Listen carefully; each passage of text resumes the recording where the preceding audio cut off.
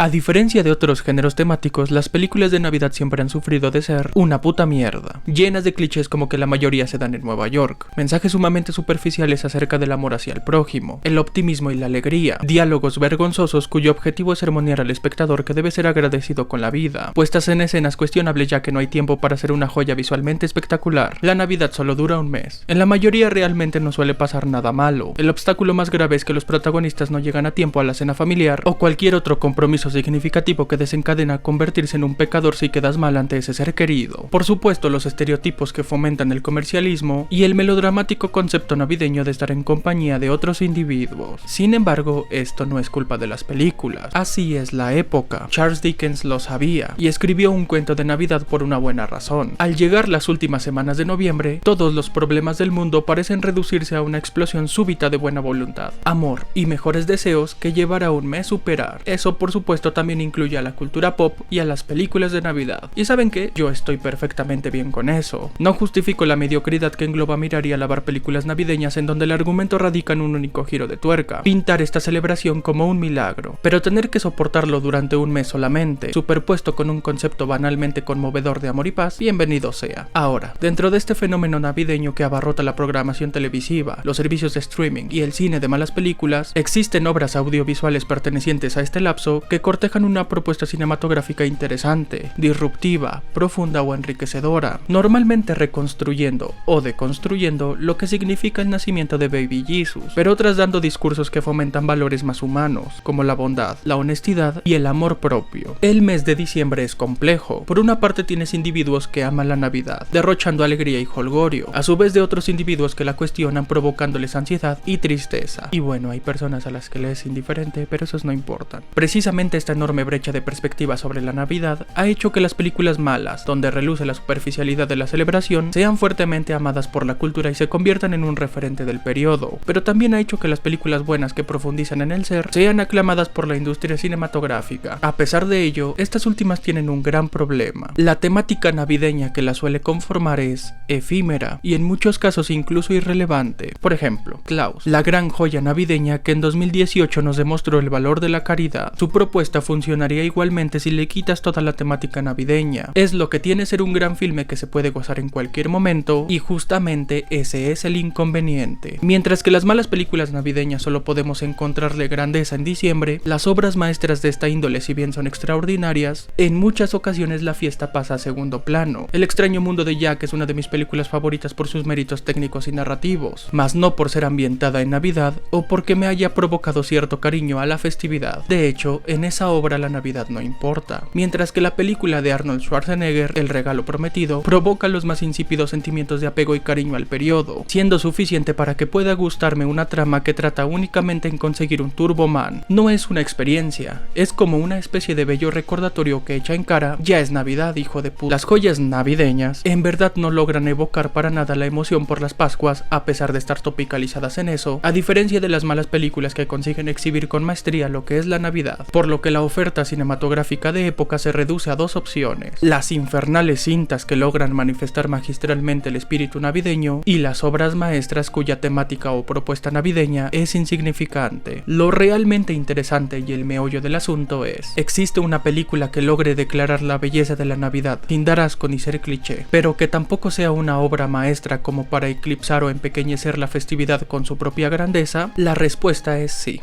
sí la hay.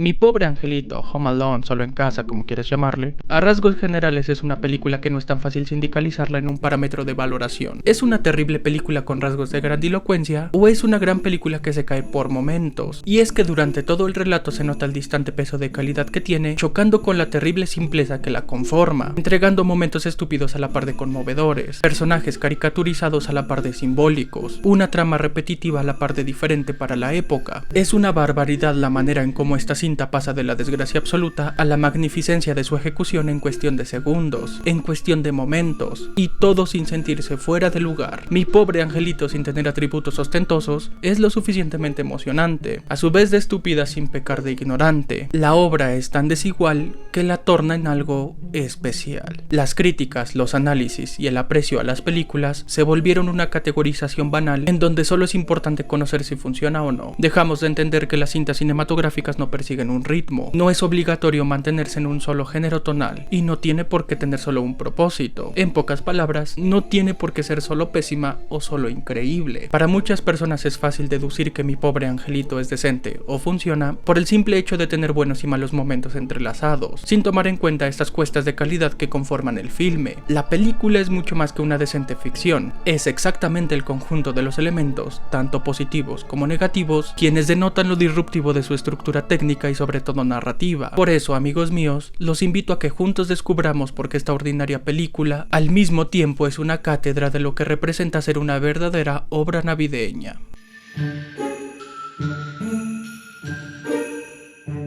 No hay filme que capture la atmósfera de este periodo como lo hace Mi pobre angelito. Y si son muy observadores, no es por una cuestión de la tan incrustada percepción gringa acerca de la época, en donde la nieve, las junglas de concreto o la abarrotada decoración de luces son quienes construyen la imagen de la Navidad. Para el espectador que proviene de cualquier lugar, o cuya manera de ver las fechas decembrinas es muy distinta, existen ciertos patrones o semejanzas tanto de color como de atmósfera que se comparten a nivel mundial. El primer patrón: la Navidad es sinónimo de estar en casa, o mejor dicho, de residir en el hogar. Diciembre es la excusa perfecta para que la familia, los amigos, los novios e incluso vecinos o desconocidos puedan reunirse en un mismo techo, en un solo condominio. Dicho condominio se vuelve aquel lugar seguro y acogedor que formará parte de los recuerdos. Estará plasmado en aquellas fotografías que serán tomadas. Será la ubicación que guarde las risas, evoque los momentos conmovedores, escuche las charlas o los chismes y acompañe las tradiciones que serán celebradas. La casa recibe su propia personalidad, convirtiéndose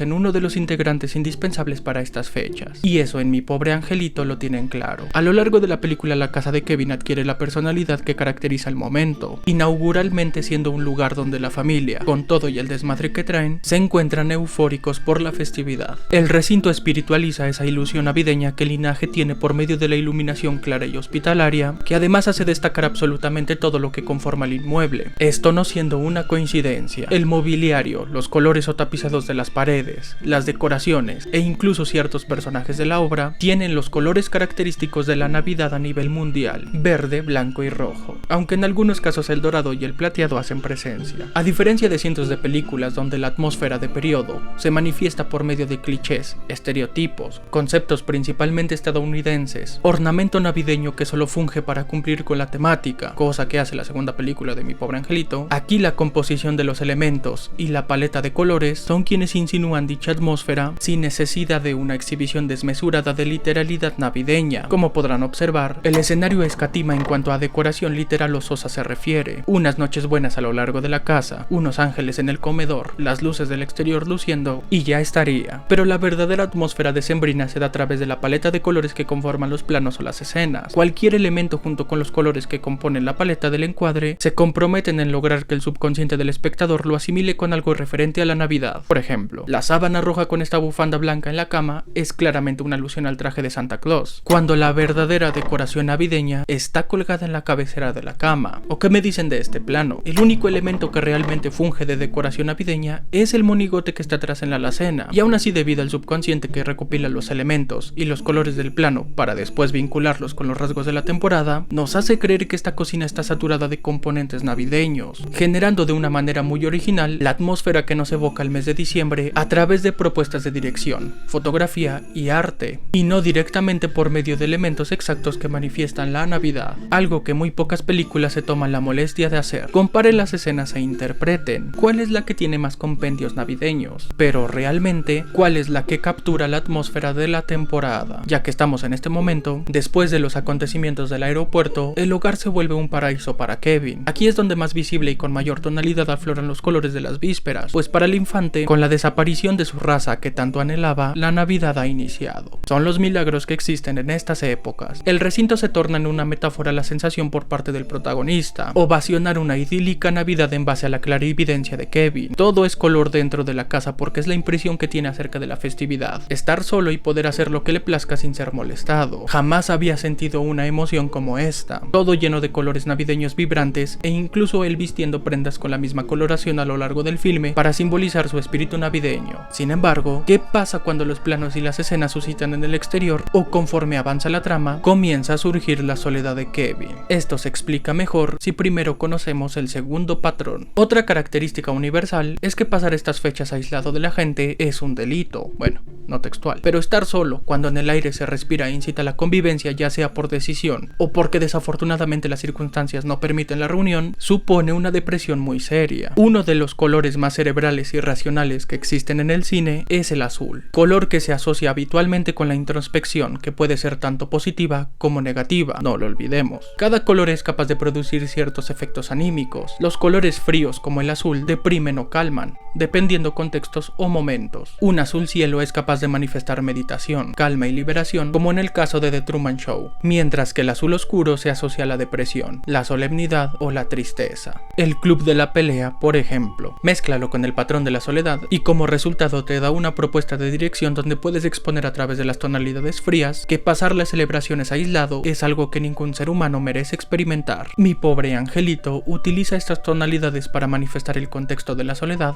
en tiempos de Navidad. La secuencia de apertura con esa luna llena siendo rodeada por neblina inmediatamente nos remonta a una noche fría de Navidad, que en un contexto de felicidad puede ser sumamente gratificante o nostálgica. Sin embargo, conforme la luna se aleja y aparece esa casa azul, nos damos cuenta que estamos ante una escena deprimente y triste. Un hogar con esa tonalidad cuando son las fiestas decembrinas en medio de la fría oscuridad nos provoca una sensación de aislamiento y pasividad que en Navidad no tendría por qué existir. Se supone que esta época es donde debemos practicar la convivencia y la celebración. El hogar es una parte indispensable en estos momentos como dicta el patrón universal anterior. Por eso, observar una casa con ese color azul oscuro no nos provoca la calidez humana que la Navidad pretende provocar. Si cambiamos el color de la casa por un naranja claro, mira cómo cambia la sensación. Ahora sí consigue generar exaltación, felicidad o sociabilidad, a pesar de seguir estando en medio de una triste y oscura noche. Por fin apreciamos lo que a nivel psicológico es como especulamos debería sentirse o verse la Navidad. Pero al observar la casa fría, que además acompaña el título de la película cuyo color es exactamente el mismo, rápidamente asimilamos el azul oscuro y la frialdad de la temporada a un estigma de soledad y tristeza. Y esto tiene una finalidad. Este elemento de las tonalidades frías u oscuras no son exclusivas de la secuencia de apertura. Mi pobre angelito utiliza esta propuesta en reiteradas ocasiones. La casa de Kevin, quien cuenta con una cálida iluminación y colorida paleta de colores, declaran la calidez que proviene de los recintos donde se cata el espíritu navideño. No obstante, esto se ve contrastado mediante las escenas que suceden en el exterior, quien en su paleta de colores está principalmente formada por tonalidades frías, siendo el color azul oscuro el que más destaca. Su cometido es plasmar la desolación que supone no estar en casa con la familia disfrutando. Las calles en esta temporada están mayormente solitarias y vacías, pues la gente tiene un hogar en el cual puede acudir para pasarla bien con sus seres queridos. Aquellos que están afuera en estos momentos es porque en muchas ocasiones lamentablemente no tienen un hogar al cual puedan refugiarse, deambulando por la oscura y fría noche con el propósito de sobrevivir. La casa y el exterior son dos polaridades que ejemplifican muy bien estos primeros dos patrones. La casa se vuelve un campo donde se cosecha y se aprecia la calidez, el amor y convivencia. Afuera se respira soledad y tristeza. La madre, quien es el personaje que más énfasis le hacen, constantemente se encuentra acompañada de los colores fríos. La terminal del aeropuerto, la calle, entre otros lares, corteja el sentimiento del personaje, el desconsuelo que genera no estar bajo un techo abrazándose y cohabitiendo con su familia en ese instante. Por último, y no es broma, diciembre es cuando más incrementan los robos y asaltos. Entonces, que digas, tan inverosímil no es. Lo que es interesante es el yugo del color azul. Los ladrones tienen una camioneta de este color que sigue bajo esta propuesta simbólica. Dos hombres que en la mayoría de escenas se encuentran entre la oscuridad en meras vísperas navideñas representa un concepto tanto desconsolador.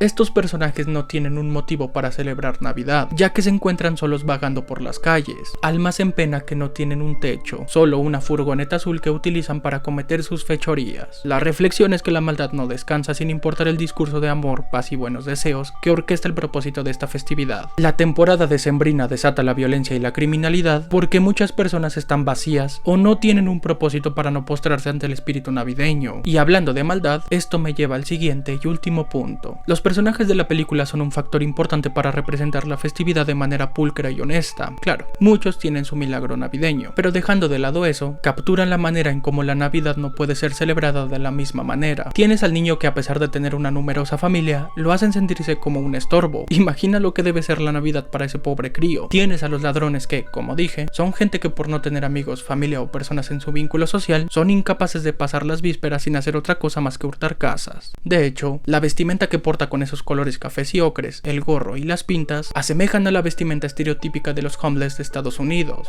Pero existe un personaje que, sin aparecer mucho, consigue dar un golpe sobre la mesa acerca de la profundidad que se esconde en una trama que parece sencilla. El señor Marley es un personaje de mucho simbolismo. Claro que es indispensable para el discurso melodramático navideño. Sin embargo, su rol primordial es convertirse en aquel pivote que da paso entre la farsa y el tema. Ya lo analizaremos a nivel narrativo cuando lleguemos a la estructura, pero ahora conozcamos su semiótica. En la ficción, la gente del bloque lo conoce como el asesino de la pala de South Bend, y aunque a lo largo del primer y segundo acto se desarrolla como antagonista, todos son meras especulaciones. Estas especulaciones que son transmitidas al espectador le otorgan al personaje una aura, como dirían los chavos, de miseria, pero sobre todo miedo. Miedo que denota en esta escena. Kevin, intentando enfrentar este miedo, se planta ante aquel individuo que transita solo en las calles vacías y solitarias del vecindario. La melodía extradiegética con una sinfonía épica de Navidad nos hace creer que Kevin está listo. I said I'm not afraid anymore. No obstante, una sombra emerge desde el suelo directamente plasmada en el cuerpo de Kevin, mientras un sonido metálico que se asemeja a unas cadenas acompaña el momento. El plano cambia, y mediante un till-up que comienza en el suelo donde se observan unas botas de nieve negras, lo primero que consume nuestra atención es la pala. La música extradiegética ahora cambia por completo a un tempo de suspenso. La sombra se apodera enteramente de Kevin, mientras su expresión de terror absoluto es cada vez más visible, y cuando la música que acompaña la escena está a punto de romper, cambia en el plano a un medio close-up para observar por primera vez el rostro puro del señor Marley. Con esa mirada desafiante, pero sobre todo, una mirada que desde el instante en que la observas, sientes que te está juzgando. La melodía que suena cuando vemos el rostro del señor Marley se llama Dies Irae, que si lo traducimos del latín sería el día de la ira. Esta composición es un himno medieval que describe el juicio final, cuando Dios juzgará a los vivos pero sobre todo a los muertos. La melodía es algo larga. No obstante, la parte que suena de manera extradiegética son las primeras notas que expresan un concepto del himno, la creación de una conciencia colectiva de muerte. Conforme la historia transcurre, la melodía fue tomando un contexto que se asocia más a la muerte que a otra cosa, pues fue dejando el aspecto de la religión a un lado. El cine siendo un orquestador principal para implantar en el colectivo esta nueva percepción del himno, al que actualmente se conoce mejor como la melodía de la muerte. Entonces, si regresamos a la escena podemos comprender que este momento representa la muerte, más si comenzamos a hilar todos los elementos de la escena. Una figura que siempre viste de negro acechando las calles con su pala, y con esta mirada que juzga, ¿a qué te recuerda? Para Kevin, el señor Marley es la muerte, y aunque es una escena graciosa por su reacción exagerada, este es el inicio del pivote entre la trama ligera y una alegoría al día del juicio final. El día del juicio final es un concepto religioso que describe el fin de la humanidad y el juicio que determinará el destino eterno de cada persona. En este instante la figura del señor Marley representa la muerte, mientras que Kevin es aquel individuo que está siendo castigado por los pecados que cree cometer. Igualmente la metáfora se ve enriquecida por una cuestión en particular, el espíritu navideño. Mientras que la religión constantemente nos dicen que Dios bajará del cielo y será aquel ser omnipotente, el que juzgue nuestros actos y solo es el único que puede perdonar, la Navidad es todo lo contrario, o por lo menos busca ser todo lo contrario. La Navidad busca que las personas no juzguemos, simple y sencillamente tengamos la capacidad de perdonar, de valorar y de convivir en plena armonía. La celebración siempre ha partido sobre un concepto religioso, pero la humanidad a lo largo de su historia le ha obsequiado un toque más humano, más puro, más honesto. Nada en contra de la religión, por supuesto, pero la Navidad actualmente se refiere a dejar de lado las indiferencias, los problemas y los sentimientos. Todos merecemos gozar de la calidez humana sin tener por qué ser juzgados para recibir un acto de amor como el perdón, todos incluyendo a la muerte y, por qué no, a Dios. No soy religioso, pero supongamos que si existe un creador, en algún momento como individuos hemos juzgado a Dios por sus acciones, su supuesta misericordia, su supuesto juicio, su supuesta benevolencia, su manera de actuar. Lo mismo con la muerte de un ser querido. Sentimos que tenemos el derecho de criticar y plantar cara ante acontecimientos tan reales como fallecer, o como menospreciar al prójimo por los prejuicios que vamos conquistando a lo largo de nuestra existencia. Las personas juzgamos por diferentes razones, entre ellas las creencias, las inseguridades, la falta de empatía o el miedo a lo desconocido. Esto último siendo el pilar principal por el que muy burdamente criticamos las decisiones naturales o espirituales de los demás. Mero miedo a lo desconocido. Ignorantes ante lo que nos depara después de morir, a muchas personas esto les provoca miedo. Ignorantes ante el poder de Dios, a muchas personas les genera pánico. A Kevin le sucede con el señor Marley. Ignorante de su historia, de sus acciones y de sus problemas, es el motivo por el que se encuentra atemorizado. Navidad busca que las personas omitan el don de criticar, algo que si analizamos con detalle no es tan fácil de hacer debido a las experiencias o ideologías que adquirimos. A pesar de ello, cuando lo intentamos y nos acercamos a eso, es ahí donde apreciamos la belleza de la Navidad y una de las razones por la que para muchos es la mejor época del año. En Mi Pobre Angelito, la escena de la iglesia ejemplifica mejor esto. Nuevamente Kevin, ahora en la casa de Dios, mientras los coros se valentonan la escena, es consumido por el miedo a la muerte, o mejor dicho, por el temor que le provoca el señor Marley. Algo que cambia respecto a la primera escena es la mirada del personaje, cuya sensación ahora es de pasividad y cariño, benevolencia. La muerte no es tan mala e incluso pide permiso para acercarse a Kevin, por lo que él, ya cansado de la soledad, decide aceptar la compañía. Ambos sentados comienzan a dialogar acerca de sus problemas, cuestionándose entre sí, pero ninguno juzgando. Kevin le confiesa a la muerte que se ha portado mal y el señor Marley le confiesa que tiene miedo. Es aquí donde mucha gente supone que la reflexión de la escena es acerca de la familia, pero no. El discurso principal es sobre el miedo a lo desconocido. El señor Marley, teniendo pavor de las consecuencias que desataría volver a acercarse a su hijo, decide mejor hacerse a un lado sin importar lo triste que se siente. Kevin utiliza una gran metáfora acerca del miedo que le provocaba el ático de su casa hasta que decidió obligarse y enfrentarlo, dándose cuenta que solo era cuestión de encender la luz, solo era cuestión de conocer. En diciembre, por mucho que el discurso sea el amor, la paz, la convivencia y el perdón, en verdad nada de esto importa si como individuos no somos capaces de enfrentar lo desconocido. El verdadero propósito de Navidad conlleva arrimarnos ante ese momento que nos abruma y erradicarlo, pidiendo perdón, cambiando nuestra forma de ser. Son pasos fundamentales para comprender que esta época es el momento perfecto para desafiarnos. Por eso muchas personas utilizan la Navidad para acercarse ante aquellos individuos que por miedo a las consecuencias jamás lo hicieron. La Navidad es el momento perfecto para declararle el amor a esa persona especial. La Navidad es la temporada ideal para olvidar el miedo a la muerte y brindar por todos los que están con nosotros degustando del pavo o lo que sea que coman. La Navidad, a pesar de la relación con la religión, muchos optan por sencillamente agradecerle a Dios o a cualquier santo que les plazca que están rodeados de sus seres queridos, en lugar de tener pavor por lo que dirá el creador de la tierra. Afrontar el miedo a lo desconocido es el verdadero significado de la Navidad, pues es esto quien encamina el perdón, el amor, la paz y la armonía, una sanación ante cualquier herida personal que tenemos. Durante esta escena vemos una curita en la mano del señor Marley, simbolizando la sanación del personaje. Al principio lo vemos con una venda, después con ese curita, y al final, cuando ha afrontado por fin el miedo a lo desconocido con su hijo, vemos que ya no tiene herida alguna, representando la paz y la cicatrización que genera superar el miedo a lo desconocido. Lo mismo sucede con Kevin. Una vez que ambos personajes terminan de conversar, que por cierto la melodía que suena de fondo se llama Carol of the Bells y comparte las primeras 4 notas con la melodía del Dies Irae. Merry Christmas.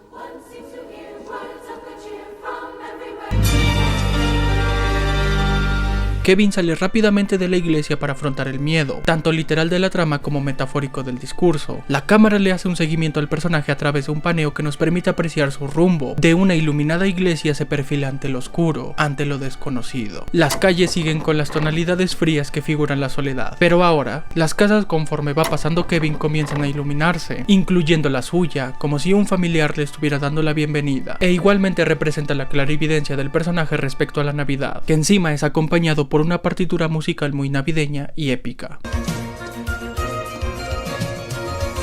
Una vez entrando en el hogar dice lo siguiente: This is my house. I have to defend it. Retomando nuevamente el primer patrón universal. A lo largo de la película estos 4 patrones universales de la Navidad hacen presencia, explicando por qué el público es capaz de asociar Mi pobre angelito con la temporada. Esta obra está sustentada bajo la percepción global y no solo eso, logra emanarla con astucia a través de simbolismos, diálogos, reflexiones, conceptos, propuestas creativas, fotografía, arte, dirección, color, composición, personajes, retóricas, etc. Así que si crees que por simplemente tener una trama donde los ladrones más estúpidos del mundo no pueden robar una casa custodiada por un niño, tienes razón. Estás muy equivocado. Mi pobre angelito es de las pocas obras que sin pecar de pretenciosa ni de ignorante, consigue demostrar el verdadero significado de la Navidad, incluso ante personas que realmente desconocen esto, y recuerda la razón por la que muchos y muchas aman este periodo. Pasemos ahora al aspecto narrativo, ya que como dije, si piensas que se trata únicamente de esa tonta premisa... ¡Estúpido!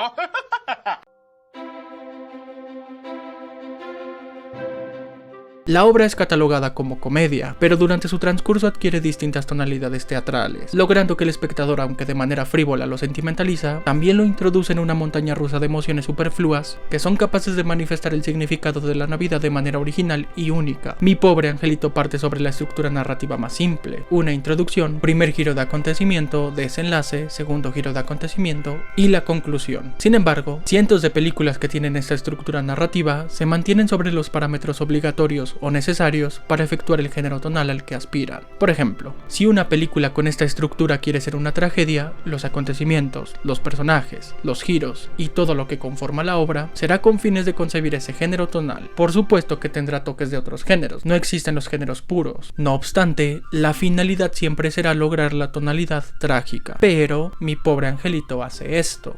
La estructura narrativa se ve enriquecida gracias a la ruptura del género tonal, o más bien, a no haber establecido su ficción en un género tonal en específico. A rasgos generales se aprecia como una comedia por los gags y el humor de pastelazo, pero esa es la comedia temática a la que estamos más acostumbrados. Si analizamos la película y estamos saltando de los géneros tonales, podemos apreciar que Mi pobre angelito durante la introducción es una tragicomedia, en el desenlace se vuelve una farsa y la conclusión es melodrama puro y duro, mientras que los giros de acontecimientos están cargados de piezas, o coloquialmente como se conoce, drama. Al inicio de la película el género tonal que destaca es la tragicomedia. Este género suele formar parte de la literatura realista debido a que los autores habitualmente buscan narrar las vivencias de un grupo social mezclando lo trágico y lo cómico de su existencia, con un sentido que por lo general es crítico. La tragicomedia se burla de alguna cuestión social. En su desarrollo pretende provocar lástima o pena, pero de manera simultánea divertir. La mejor manera de formar una tragicomedia es mediante dos o más cosas dispares o tan opuestas coexistiendo entre sí, denotando las ironías, los sinsentidos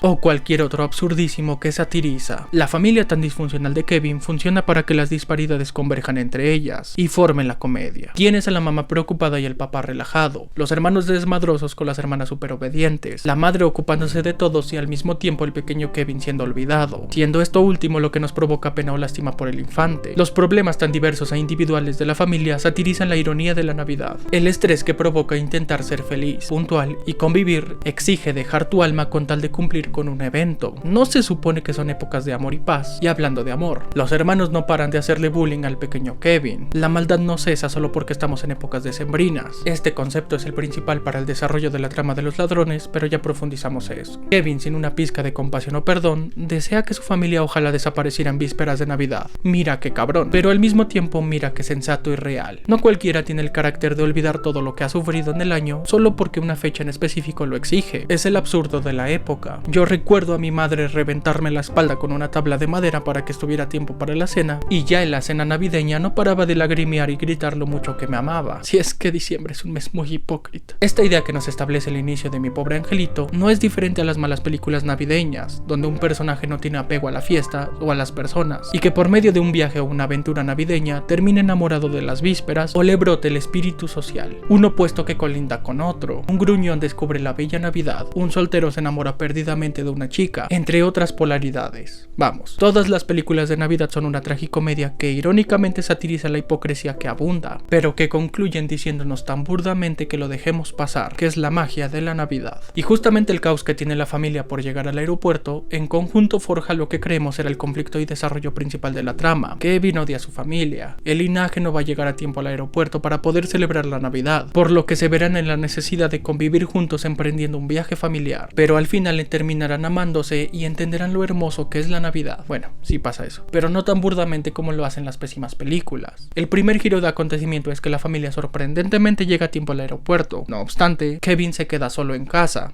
como el título de la cinta, por lo que desechamos esta idea que nos plantea la película al principio. Eso es un plot point por muy fútil que sea. Conforme vamos apreciando mejor la introducción, podemos notar que en verdad el plot point era bastante predecible. Esta escena donde el papá tira el boleto de Kevin agrega la verosimilitud del por qué la familia no se da cuenta que el infante falta. Además nos introducen personajes, como uno de los ladrones vestido de policía. Sin embargo, estamos tan metidos en la tragicomedia de la disfuncional familia que deducimos la tonalidad del filme, pero no. Después del primer giro de trama, la tonalidad también cambia, pasando de la tragicomedia donde creemos vamos a ver a una familia disfuncional convivir, a eventos sumamente fársicos donde ahora veremos como un niño se agarra a putazos con unos ladrones. En el cine, la farsa es una pieza breve de carácter cómico y grotesco, en la que los personajes populares se enfrentan y algunos intentan burlarse o dominar a los otros. Este género busca entretener al público con situaciones exageradas, ridículas, absurdas e improbables, más no inverosímiles. Los personajes son comunes y corrientes que encarnan los vicios y defectos humanos. En Mi pobre angelito, los ladrones encarnan la maldad y la soledad.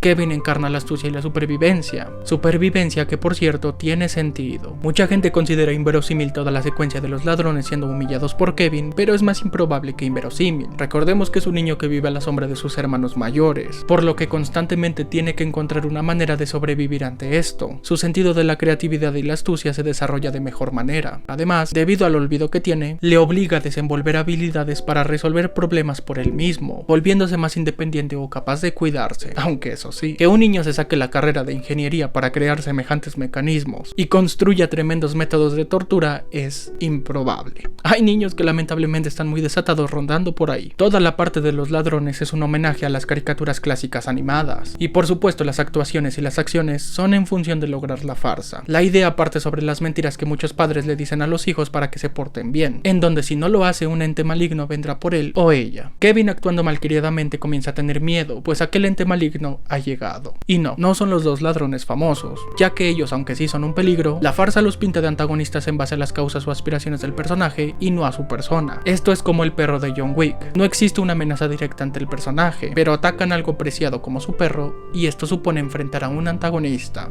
El verdadero miedo de Kevin es el señor Marley, un asesino quien cree lo está acechando directamente. Precisamente es este personaje el que genera el segundo plot point. Antes del señor Marley, la ficción creemos que será así. Kevin se ha quedado solo en casa. Ya vimos que es muy ingenioso. Comienza a sentirse solo y desprotegido, por lo que hará lo posible para reunirse con su familia. Tendrá muchos problemas o se enfrentará ante varias amenazas, pero al final terminará reuniéndose con su familia, amándose y entendiendo lo hermoso que es la Navidad. Sin embargo, con el señor Marley el segundo plot point se da aquí. A sabiendas de que el señor tiene su desarrollo, ahora se vuelve un aliado del personaje, interfiere en la conclusión de la trama cuando ataca a los ladrones y la historia se deslinda en una subtrama. La ficción es así. Kevin se ha quedado solo en casa, ya vimos que es muy ingenioso, comienza a sentirse solo y desprotegido, conoce al señor Marley, enfrentará a los ladrones, lo consigue con la ayuda del señor, su familia llega y se reúnen, amándose y entendiendo lo hermoso que es la Navidad, además de ver cómo el vecino consigue reunirse con su hijo y su nieta, cambiando por completo la idea que construía la farsa y dando paso a un melodrama que emociona.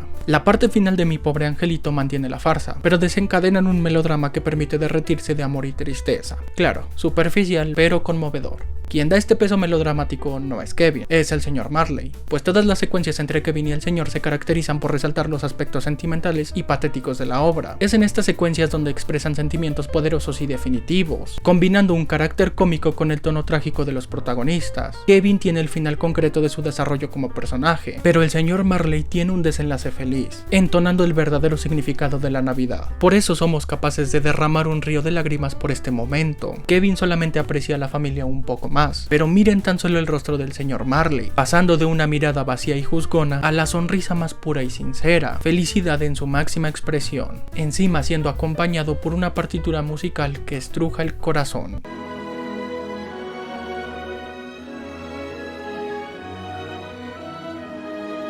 En conclusión, me dejé la voz en este video. Mi pobre angelito es más que una comedia navideña, un producto de época, un recordatorio de la temporada o una propuesta disruptiva que deja indiferente en cuanto a la celebración. La obra es una tragicomedia que al principio satiriza la hipocresía y rarezas de la Navidad, para después volverse una farsa donde la creatividad y las risas constantemente surgen, y culmina en un hermoso momento melodramático donde podemos apreciar lo mejor que esta festividad nos puede ofrecer. ¿Tiene cosas malas? Sí. Es repetitiva en la farsa, nada inteligente en la comedia y muy simple en la tragicomedia. Pero su simpleza de esto permite que desentone la grandeza de otros aspectos. Esta obra no es estilo, ni es sustancia. Es lo que muchas películas eran antes y actualmente se ha perdido. Una declaración de intenciones, de propuestas o de conceptos. La Navidad jamás ha lucido tan distinta y jamás ha pronunciado pensamientos tan serios como Mi pobre angelito. Deja de lado las formalidades o el cine arcaico de fórmula de temporada para darle paso a una hecatombe de ideas respecto a la Navidad que encima fluyen de manera solemne y amigable por medio de una trama simple, para al final permitirle al público entender cuál es el verdadero significado de la Navidad, enfrentar el miedo a lo desconocido. Por eso Mi pobre angelito es tan especial.